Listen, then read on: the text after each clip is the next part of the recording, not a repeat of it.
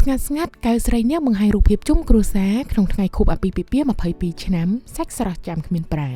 បាកាសម្បូរដោយតូរីន Royal Jelly យិនសិននិងវីតាមីនជាច្រើនទៀតដើម្បីជួយឲ្យអ្នកត្រៀមខ្លួនឆ្ពោះទៅកាន់ភាពជោគជ័យខ្លាចជាមនុស្សជោគជ័យជាមួយបាការយៈពេល22ឆ្នាំនៃជីវិតមង្គលការរបស់តារាសម្ដែងស្រីកៅស្រីនាងជាមួយស្វាមីជនជាតិអង់គ្លេសហាក់ដូចជាការពីម្សិលមិញប៉ុណ្ណោះមួយប៉ព្រិចភ្នែកតារាសម្ដែងស្រីដែលនៅតែមានរូបសម្រស់ស្រស់ស្អាតកាលពីជាង20ឆ្នាំមុន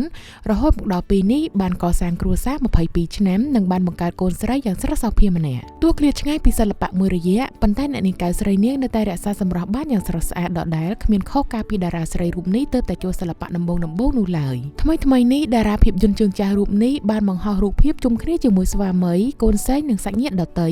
ដើម្បីអបអរខួបអាពាហ៍ពិពាហ៍ដែលកសាងមកជុំគ្នាជាង20ឆ្នាំមកនេះតារាស្រីថ្ពាល់ខួចច្រមុះស្រួចនិងកម្ពស់បារូបនេះបានចូលរោងការនៅថ្ងៃទី31ខែមករាឆ្នាំ2004អ្នកស្រីបានរៀបមង្គលការទាំងបែបប្រពៃណីខ្មែរនិងបែបអឺរ៉ុបដែលការគ្រានោះផ្ទុះការចាប់អារម្មណ៍យ៉ាងខ្លាំងពីសំណាក់អ្នកគាំទ្រ